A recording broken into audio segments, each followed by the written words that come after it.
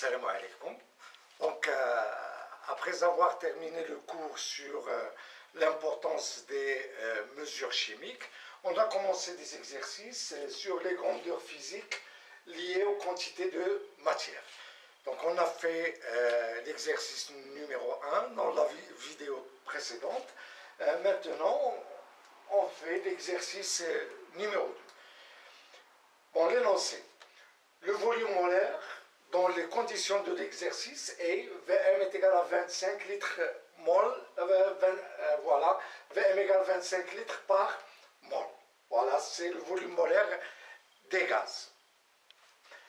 Première question, calculer la quantité de matière du dioxyde de carbone CO2 contenu dans 10 ml de ce gaz.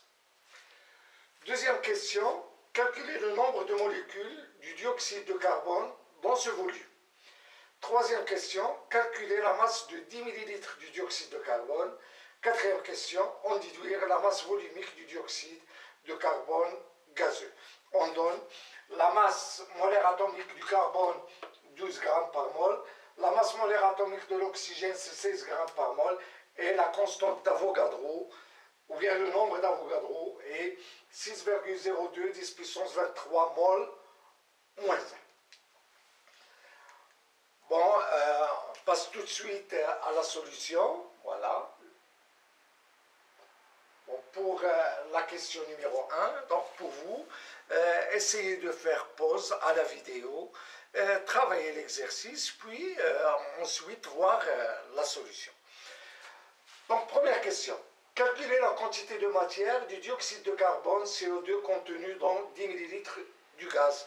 Donc, on a vu dans le cours la relation entre la quantité de matière et le volume.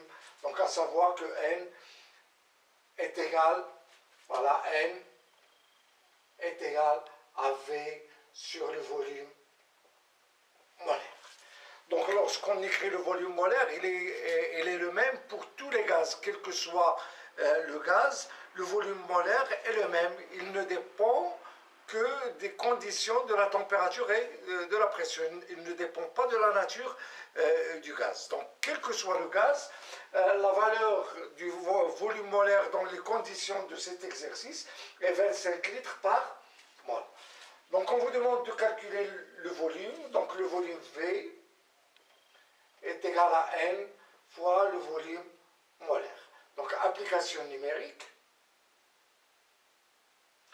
Ah, voilà, donc on vous demande de calculer la quantité de matière.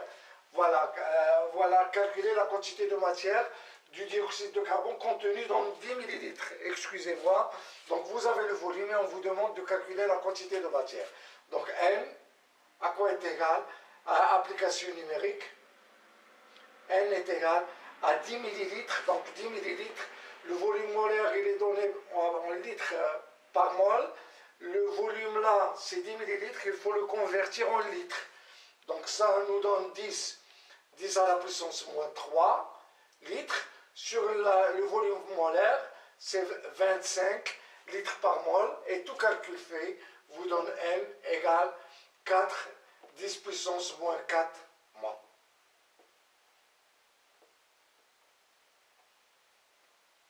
Voilà. Donc pour la deuxième question, on vous demande de calculer le nombre de molécules du dioxyde de carbone dans ce volume.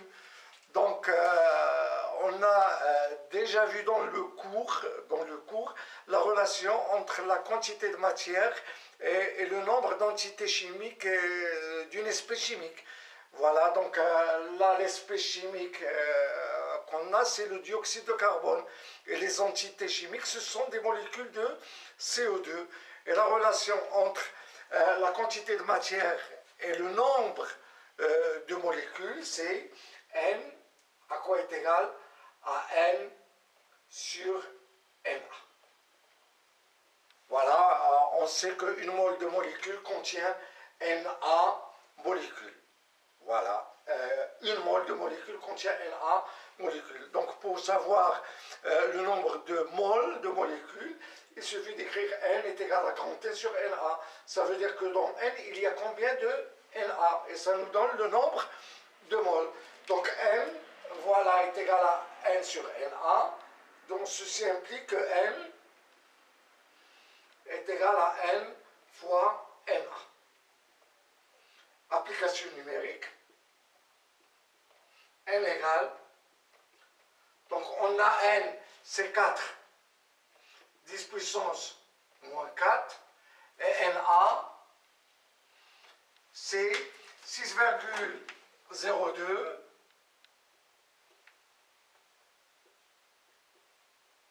10 puissance 23.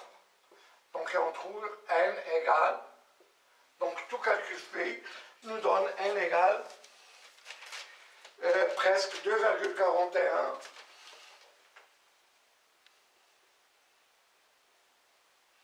10 puissance moins 18 molécules.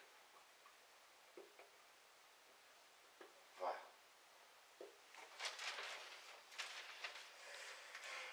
Voilà, ensuite, on nous demande de calculer la masse. La masse de 10 millilitres du dioxyde de carbone. Voilà, donc la masse de 10 millilitres du dioxyde de carbone, on sait déjà la quantité de matière voilà, contenue dans 10 millilitres de carbone. Il suffit d'écrire que M est égal à M sur la masse molaire de CO2. Voilà, la masse molaire, ça dépend de l'aspect chimique. Ce n'est pas comme le volume molaire. Le volume molaire des gaz, elle est le même pour tous les gaz. Par contre, la masse molaire, on écrit la masse molaire de CO2, il faut préciser. Donc N étant la quantité de matière présente dans 10 millilitres de CO2, qui est égal à 4 10 puissance moins 4. Donc la masse M, à quoi est égale? Est égale à M fois la masse molaire de CO2. Donc il faut calculer tout d'abord la masse molaire du CO2 est égale la masse molaire atomique du carbone plus 2 fois la masse molaire atomique de l'oxygène. Ça qui est égal, la masse molaire atomique du carbone c'est 12 plus 2 fois 16, ça nous donne 44 grammes par mol. Voilà, l'unité de la masse molaire atomique, c'est le gramme par mol. Donc la masse M est égale donc N, c'est 4, 10 puissance moins 4, fois 44. Donc la masse est égale donc, tout calcul fait, nous donne 1,76 10 puissance moins 2 grammes. Voilà. Voilà.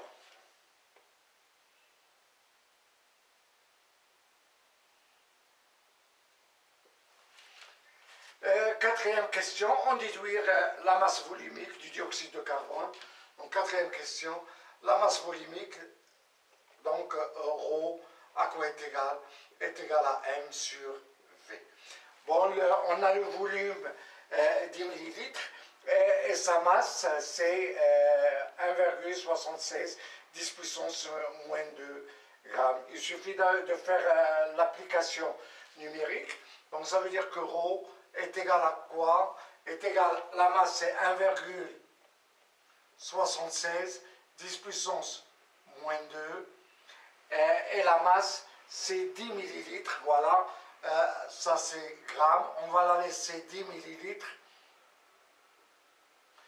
Voilà, comme ça on ne va pas se tromper sur les unités. Et on obtient ρ est égal à 1,76 10 puissance moins 3 grammes par millilitre. Voilà, grammes par millilitre ou bien grammes par centimètre cube. Voilà, 1 centimètre cube est égal à 1 millilitre. Voilà. Donc, ainsi se termine cet exercice 2. L'exercice 3, c'est pour la prochaine vidéo. Et à bientôt.